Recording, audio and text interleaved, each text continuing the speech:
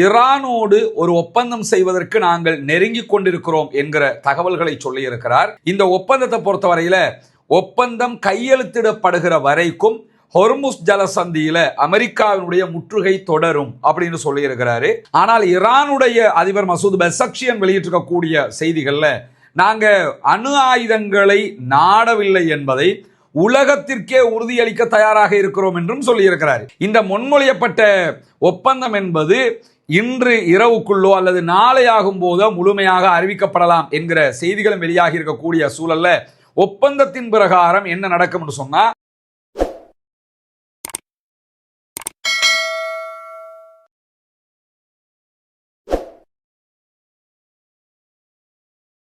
அன்றுக்கினிய சகோதர சகோதரிகளை நம் அனைவர் மீதும் ஏக இறைவனுடைய அமைதியும் கருணையும் உண்டாகட்டுமாக என்கிற உயரிய பிரார்த்தனைகளோடு தொடர்ச்சியாக மத்திய கிழக்கினுடைய செயல்பாடுகளும் நடவடிக்கைகளும் பதட்டமாகவே இருப்பது தொடர்பான செய்திகளை நம்ம ஒவ்வொரு நாளும் அப்டேட்ல பார்த்து வர்றோம். ஈரானுக்கும் அமெரிக்க இஸ்ரேலுக்கும் இடையிலான எந்த விதமான ஒப்பந்தங்களும் இதுவரை எட்டப்படாத சூழல்ல திடீரென அமெரிக்க அதிபர் டொனால்ட் ட்ரம்ப் ஒரு முக்கியமான அறிவிப்பை விடுத்திருக்கிறார். 40 நாட்கள் ஈரான் மீதான தொடர் குண்டு தாக்குதல்களுக்கு பிறகு எந்த விதமான முடிவுமற்ற ஒரு யுத்த நிறுத்தம் நடைமுறையில் இருக்கும் போது அந்த யுத்த நிறுத்தம் அடுத்த கட்டம் என்ன நகரப்போகிறது என்பதைத்தான் இன்றைக்கு டொனால்ட் ட்ரம்பினுடைய அறிவிப்புகள் சொல்லுகிறது. குறிப்பாக அமெரிக்க அதிபர் டொனால்ட் ட்ரம்ப் விடுத்திருக்கக்கூடிய செய்திகள்ல ஈரானோடு ஒரு ஒப்பந்தம் செய்வதற்கு நாங்கள் நெருங்கிக் கொண்டிருக்கிறோம் என்கிற தகவல்களை சொல்லியிருக்கிறார். இந்த ஒப்பந்தத்தை பொறுத்தவரையில ஒப்பந்தம் கையெழுத்திடப்படுகிற வரைக்கும் ஹொர்முஸ் ஜலசந்தியில அமெரிக்காவினுடைய முற்றுகை தொடரும் அப்படின்னு சொல்லியிருக்கிறாரு.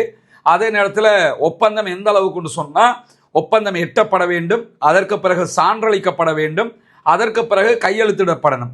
இந்த மூணுமே நடக்கிற வரைக்கும் நாங்க ஹொர்முஸ்ல தான் நிற்போம், அந்த நீர்வழி பாதை என்பது அமெரிக்காவினுடைய முற்றுகையில தான் இருக்கும் அப்படின்னு இருக்கிறாரு. ஆனா நிஜத்துல அமெரிக்காவினுடைய முற்றுகையால ஈரானுக்கு எதுவும் நடப்பதில்லை என்பதும் நமக்கு தெரியும். ஆனாலும் அவங்க இராணுவத்தை அங்க வச்சுக்கிருவோம் அப்படின்னு சொல்லி அறிவித்திருக்கக்கூடிய சூழல்ல தான் ரெண்டு தரப்புமே அவசரப்படாமல் நிதானமாக செயல்பட்டு அதை சரி செய்ய வேண்டும் அப்படின்னு சொல்லி அமெரிக்க அதிபர் டொனால்ட் ட்ரம்ப் பேசி இருக்கிறார். நாங்களும் ஈரானும் ரெண்டு தரப்புமே நம்ம ரொம்ப நிதானமாக செயல்படணும் அப்படின்னு சொல்லி இருக்கிறாரு. அதோட சேர்த்து அவர் என்ன சொல்றாருன்னா, ஈரானுடனான எங்களுடைய உறவு என்பது தொழில்முறை சார்ந்ததாக மாறி வருகிறது என்றும் சொல்லி இருக்கிறார். இதனுடைய விளக்கம் என்னன்னு தெரியல. ஈரான்ல இருந்து எண்ணெய் வாங்க போறாங்களா, ஈரான்ல இருந்து கேஸ் வாங்க போறாங்களா, என்ன ஈரானோட தொழில்முறை சார்ந்து செய்ய போறாங்கிறது தெரியல. ஆனா ஈரானோடு எங்களுடைய செயல்பாடுகள் தொழில்முறை சார்ந்ததாகவும் மாறிக்கொண்டிருக்கிறது என்கிற செய்திகளை அமெரிக்க அதிபர் டொனால்ட் ட்ரம்ப் சொல்லி இருக்கிறாரு.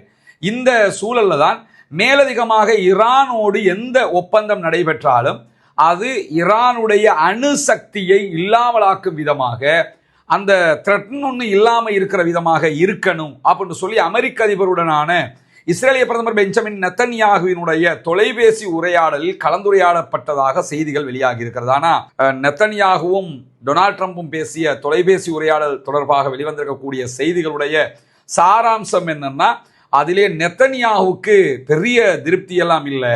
ஏன் பெரிய திருப்தி எல்லாம் இல்லைன்னு சொன்னா, இந்த நியூக்ளியர் விவகாரத்தில் அமெரிக்கா நெத்தன்யாகு நினைக்கிற மாதிரி செயல்படல அப்படின்னு சொல்லி நெத்தன்யாகு நினைக்கிறாரு.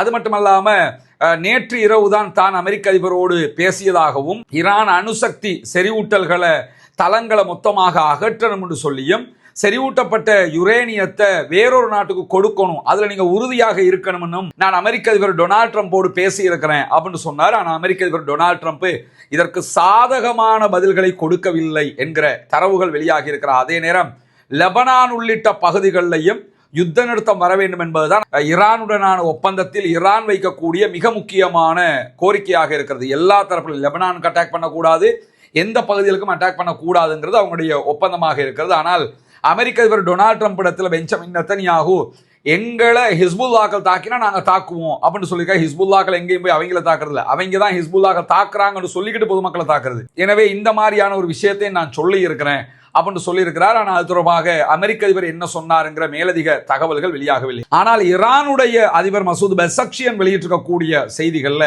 நாங்க அணு ஆயுதங்களை நாடவில்லை என்பதை உலகத்திற்கே உறுதியளிக்க தயாராக இருக்கிறோம் என்றும் சொல்லியிருக்கிறார். எங்களுக்கு அணு ஆயுதத்தை தயாரிக்கிறது நோக்கம் இல்லை. நாங்க யுரேனியத்தை செறிவூட்டுறதெல்லாம் எங்களுடைய வேற வேற பர்பஸுக்கு தான் பண்ணிக்கிட்டு இருக்கிறோம். இதே நேரம் நாங்க அணு ஆயுதம் செய்வோமா இல்லையா என்கிற பிரச்சனை உங்களுக்கு இருக்கும்னா, நாங்க அணு ஆயுதம் பண்ண மாட்டோம்ங்கிறத முழு உலகத்துக்குமே நாங்க சொல்றோம். இதுல என்ன வேண்டி கிடக்குது? எங்களுக்கு எதுக்கு அணு ஆயுதம்?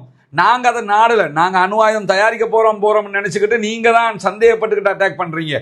நாங்க அதை பண்ணல. அதை வேணும்னா ஒரு உறுதிமொழியாகவும் நாங்க தந்துடுறோம் அப்படின்னு சொல்லி இன்றைக்கு மசூத் பெசக்ஷியன் வெளியிட்டிருக்கக்கூடிய செய்திகள் வெளியாகி இருக்கிற அதே நேரத்தில் ஹொர்முஸ் ஜலசந்தியை மீண்டும் திறப்பதற்கு 60 நாட்கள் போர் நிறுத்த ஒப்பந்தத்தை அமெரிக்காவும் ஈரானும் செய்து கொள்வதற்கு ரொம்ப நெருக்கத்துக்கு வந்துட்டாங்க என்கிற தகவல்கள் வெளிப்படையாகவே வெளியாகி கொண்டிருக்கிறது. குறிப்பாக 60 நாட்கள் ஒரு யுத்த நிறுத்தம் ஏற்படுத்தப்பட்டால் ஹொர்முஸ் ஜலசந்தியை ஈரான் திறப்பாங்க. இப்படி ஈரான் திறந்தாங்கன்னு சொல்லி சொன்னா ஈரான் மீண்டும் எண்ணெய் வியாபாரங்களை பண்ணலாம், அவங்க க்ரூட் ஆயில் பிசினஸ் பண்ணலாம். அந்த பகுதிகளிலேயே அமெரிக்காவினுடைய யாருமே அதை தடுக்க மாட்டாங்க. உலகம் முழுக்க அவங்க க்ரூட் ஆயில் பிசினஸ் பண்ணலாம் என்பதற்கான ஓப்பன் அலவுட் ஒன்றும் அவங்களுக்கு கிடைக்கும். அதே நேரத்தில் தெஹ்ரானுடைய அணுசக்தி திட்டம் குறித்த பேச்சுவார்த்தைகளுக்கு ஒரு வாய்ப்பு கிடைக்கும். உடனே அவங்களுடைய நியூக்ளியர் சம்பந்தமா பேசாம வேற ஒரு டைம் எடுத்து இன்னும் கொஞ்சம் லேட் ஆகி அவங்க பேசுறதுக்கான வாய்ப்பும் இதுல கிடைக்கிறது என்பதை தாண்டி இந்த முன்மொழியப்பட்ட ஒப்பந்தம் என்பது இன்று இரவுக்குள்ளோ அல்லது நாளை ஆகும் போதோ முழுமையாக அறிவிக்கப்படலாம் என்கிற செய்திகளும் வெளியாகி இருக்கக்கூடிய சூழல்ல ஒப்பந்தத்தின் பிரகாரம் என்ன நடக்கும் என்று சொன்னா, ஈரான் ஹொர்முஸ் ஜலசந்தியில் இருக்கக்கூடிய கன்னி வெடிகளை அகற்றணும். ஆல்ரெடி அவங்க கன்னி வெடிகளை புதைச்சு வச்சிருக்கிறாங்க, தண்ணிக்குள்ள வச்சிருக்கிறாங்க. அதை எல்லாத்தையும் அகற்றணும். கப்பல்களுக்கு சுங்க கட்டணம், டோல் கேட் போடக்கூடாது, டோல் அவங்க பணம் கட்டிட்டு போகணும் என்கிற நிலையை வைக்கக்கூடாது. இதற்கு பதிலாக வாஷிங்டன் என்ன பண்ணும் என்று கேட்டால், ஈரானுடைய துறைமுகங்கள் மீதான முற்றுகையை நீக்கும். 60 நாட்கள் கால அளவுக்கு தெஹ்ரான் சுதந்திரமாக எண்ணெய் பிசினஸ் பண்ண முடியும். அதுக்குள்ள சமாதான ஒப்பந்தத்துடைய பேச்சுவார்த்தைகள் நடத்தப்பட்டு அது முடிவுக்கு வரணும். அதை தாண்டி பொருளாதார நிவாரணம் என்பது இந்த காலகட்டத்துக்குள் பேசப்படாது. ஆனா ஈரானுக்கு பொருளாதார நிவாரணம் ஒன்றை கொடுப்பதற்கு அமெரிக்கா தயாராகிறது என்கிற செய்திகளை இதில் நம்ம புரிஞ்சுக்கலாம். நாங்கள் உங்கள் மேலே அட்டாக் பண்ணினோம், உங்களுக்கு இவ்வளோ அழிவு வந்திருக்கு, அதுக்கு நாங்கள் எங்களால் முடிஞ்ச ஒரு நஷ்ட ஈட்டை தர்றோம். இந்த அளவுக்கு வந்துட்டாங்கனாலே தோல்வி கன்ஃபார்ம்ன்றது இன்னும் உறுதியாகிரும். ஆனால் அதற்குரிய வாசல்கள் திறக்கப்பட்டிருக்கிறது என்கிற செய்திகளுக்கு மத்தியில் அணு ஆயுதங்களை தயாரிக்க போவதில்லை என்று ஈரான் சொல்லிக் கொண்டிருந்தாலும் யுரேனிய செறிவூட்டலை நிறுத்துவது, அதே மாதிரி அதிகம் செறிவூட்டப்பட்ட யுரேனிய கையிருப்பை அகற்றுவது தொடர்பான பேச்சுவார்த்தைகள் பிறகுதான் நம்ம வச்சுக்கிறோம், இப்ப அதை பேச மாட்டோம்ங்கிறதுல ஈரான் உறுதியாகவே இருக்கிறார்கள். அந்த அடிப்படையில் இம்முறையும் அதே போன்று கூட்டு குர்பானி திட்டம் நடைமுறைப்படுத்தப்பட இருக்கிறது. இப்னு அப்பாஸ் ரலியல்லாஹு அன்ஹு அவர்கள் அறிவிக்கக்கூடிய ஆதாரபூர்வமான நபிமொழி திர்மிதி, இப்னு மாஜா உள்ளிட்ட பல நபிமொழி கிரந்தங்களிலே பதிவு செய்யப்பட்டிருக்கிறது. ஹஜ்ஜு பெருநாளுடைய நாள் வந்தது. நபிகள் நாயகம் ஸல்லல்லாஹு அலைஹி வஸல்லம் அவர்களோடு நாங்கள் ஒரு பயணத்திலே இருந்தபோது மாட்டிலே 7 பேரும் ஒரு ஒட்டகத்தில் 10 பேர் வீதமும் நாங்கள் கூட்டு குர்பானியில் ஒன்றிணைந்தோம் என்று சொல்லுகிறார்கள். எனவே கூட்டு குர்பான்ல நம்ம இங்க ஒட்டகம் கிடையாது ஸ்ரீலங்கால. ஒரு மாடு தனியாக நீங்க வாங்கி குர்பானி கொடுக்கணும்னு நினைச்சீங்கன்னா அதற்கான தொகை 3 லட்சங்கள் என்று நிர்ணயிக்கப்பட்டிருக்கிறது. இதே நேரத்தில் ஒரு பங்காக கொடுக்கணும்னு விரும்பினீங்க என்று சொல்லி சொன்னா 7 பேர் இணைந்து ஒரு பங்கு என்கிற விதத்தில் ஒரு பங்கினுடைய விலை 43,000 இலங்கை ரூபாய்கள் என்று நிர்ணயிக்கப்பட்டிருக்கிறது. ஏழை எளிய மக்களுக்கு இதனுடைய பலன்கள் போய் சேரும் விதமாக இந்த கூட்டு குர்பானியுடைய திட்டத்திலே இணைய விரும்புகிற சகோதரர்கள் முன்னால் தெரிகிற நம்முடைய வங்கி கணக்கிலக்கத்திற்கு உங்களுடைய குர்பானுடைய பங்குகளுக்கான பணத்தொகைகளை அனுப்பி வைக்க முடியும். வெளிநாடுகளிலிருந்து இணைய விரும்புகிற சகோதரர்கள் இதற்கான பணத்தை அனுப்ப முடியாது எனும் பட்சத்தில் முன்னால் தெரிகிற என்னுடைய வாட்ஸ்அப் இலக்கத்திற்கு நீங்கள் தொடர்பு கொண்டீங்கன்னா எப்படி நீங்கள் பணம் அனுப்புவது என்கிற விவரங்கள் நம்ம உங்களுக்கு சொல்வதற்கு தயாராக இருக்கிறோம். எனவே இந்த உறுதிமொழிகளையும் இந்த வரைவு கொண்டு வந்திருக்கிறது என்று சொல்கிறார்கள். அது நாளைக்கு தான் நமக்கு தெரியும் உண்மையிலே இந்த வரைவுல என்ன எல்லாம் இருக்க போகிறது என்ன. ஆனா இதெல்லாம் கரெக்டா முடிஞ்சிருந்தா ஈரான் மீதான பரந்த அளவிலான பொருளாதார தடைகள் தளர்த்தப்படுறதோட ஈரானுடைய நிதி முடக்கல்களும் முடிவுக்கு வந்து கிட்டத்தட்ட 25 பில்லியன் அளவுக்கு உண்டான ஈரானுடைய நிதிகளை அமெரிக்கா முதல் கட்டமாக விடுவிக்கும், அதற்கு பிறகு மற்றதுகளையும் விடுவிப்பாங்க என்கிற பேச்சுவார்த்தைகளும் இதற்குள் நடத்தப்பட்டிருக்கக்கூடிய சூழல்ல தான் சவுதி அரேபியா, கத்தர், ஈஜிப்ட், துருக்கி, பாகிஸ்தான், ஐக்கிய அரபு அமீரகம் உள்ளிட்ட பல அரபு நாடுகளும் இஸ்லாமிய நாடுகளுடைய தலைவர்களும் இந்த பேச்சுவார்த்தை இதுவரைக்கும் வந்திருக்கக்கூடிய செயல்பாடுகளை பாராட்டி இருக்கிறார்கள், வரவேற்றிருக்கிறார்கள் என்கிற செய்திகள் வெளியாகி இருக்கிற அதே நேரம் 24 மணி நேரத்துக்குள்ள ஹொர்முஸ் ஜலசந்தி வழியாக 33 கப்பல்கள் ஐஆர்ஜிசியினுடைய அனுமதியோடு பயணித்திருக்கிறார்கள். பெரும்பாலும் அவங்க பணம் கட்டிட்டு போறாங்க என்கிறது தான் இதில் வரக்கூடிய செய்தி. ஆனால் இன்னைக்கு நேற்று எத்தனை பேர் போனாங்கிறத சொன்னோம். இன்னைக்கும் 33 கப்பல்கள் ஹொர்முஸ் ஜலசந்தியால போயிருக்கிறாங்க. ஈரான் அனுமதி நாங்கள் கேட்டு போய்க்கிறவா என்று சொல்லி கேட்டுக்கிட்டு போயிருக்கிறாங்க.